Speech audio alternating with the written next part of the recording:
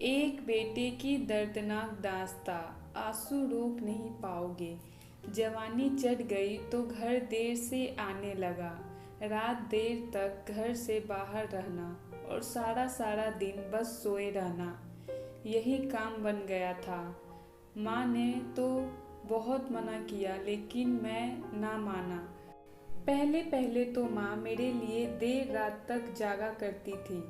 फिर बाद में सोने से पहले फ्रिज के ऊपर एक चिट चिपका कर सो जाती, जिसमें डिश का नाम और वह कहाँ पर रखी है लिखा होता था।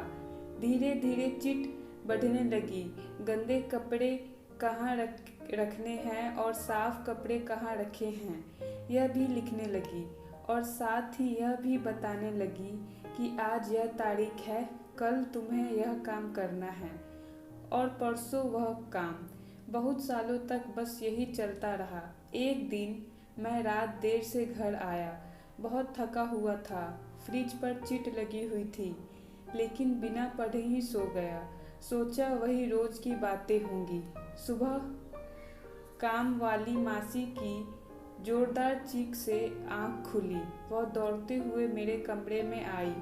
उनकी आंखों में आंसू थे और उन्होंने मुझे वह खबर सुनाई जो मेरी दुनिया उजाड़ने वाली थी। मासी ने रोते हुए कहा, बेटा अब तुम्हारी माँ इस दुनिया में नहीं रही। यह खबर सुनने के बाद मानो मेरे पैरों तले से जमीन ही खसक गई। वह खबर नहीं थी, मेरी जिंदगी में आया हुआ सबसे बड़ा तूफान था। एक पल के लिए ऐसा लगा कि कहीं मासी मेरे साथ कोई मजाक तो नहीं कर रही। ऐसा कैसे हो सकता है? मेरी माँ अचानक मुझे ऐसे छोड़कर कैसे जा सकती है? मैंने तो अभी तक माँ से ठीक से बातें भी नहीं की। अभी तो मैंने माँ के लिए यह करना था, वह करना था।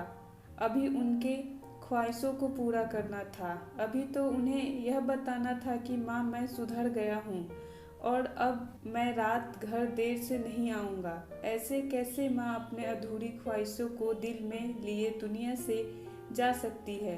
मेरा सर चकराने लगा। मैंने मासी से कहा, आप झूठ बोल रही हो ना? माँ ने मुझे सबक सिखाने के लिए आपको ऐसा कहने के लिए कहा होगा, है ना? लेकिन मासी रोए जा रही थी और कहा, नहीं बेटा यह सच है, तुम्हारी माँ अब इस दुनिया में नहीं रही। मुझे ऐसा लगा जैसे गम का एक बड़ा पहाड़ मेरे ऊपर पड़ा हो। मैं दौड़ता हुआ गिरते संभलते माँ के कमरे में पहुँचा तो देखा मेरी माँ गहरी नींद सो चुकी थी। मैंने आवाज़ दी मगर उसने मुझे बेटा ही नहीं कहा। मैंने कहा भी, ए माँ चलो उठो, ऐसा भी कोई मजाक करता है क्या? मगर माँ ने कोई जवाब नहीं दिया।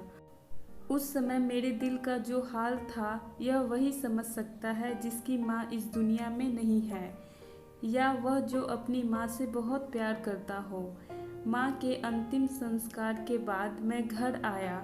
माँ के जाने के बाद अपने सुने घर को देखता रहा। घर काटने को दौड़ रहा था। फिर मुझे ऐसा लग रहा था कि जैसे मेरी माँ मुझे आवाज़ दे रही हो। फिर पता नहीं कैसे मुझे अचानक याद आया कि कल रात माँ ने मेरे लिए फ्रिज पर एक चिट छोड़ी थी। मैं तुरंत रसोई घर की तरफ दौड़ा और उस चिट को हाथ में लेकर पढ़ने लगा। वह चिट पढ़ने के बाद मैं अपने आप को जिंदगी भर माफ़ नहीं कर पाऊंगा। उसमें मेरी माँ ने लिखा था, बेटा आज मेरी तबीयत थोड़ी ठीक नहीं लग रही है। मैं बहुत देर से तुम्हारा इंतज़ार कर रही थी लेकिन तुम आए नहीं। मैं सोने जा रही हूँ। जब तुम आ जाओ तो मुझे जगा देना और ज़रा मुझे अस्पताल ले चलना। माँ की चिट पढ़ने के बाद मैं बहुत रोया। मुझे क्या पता था कि मेरी माँ सुबह उठेगी ही नहीं। दोस्तों आपसे बस यही कहूँगी, अगर आपके माता पिता जिंदा हैं तो उनकी सेवा में कोई भी कमी ना रखिए। उनकी देखभाल कीजिए। कहीं ऐसा ना हो कि आपको अपनी गलती की सज़ा ज़िंदगी भर भुगतनी पड़े।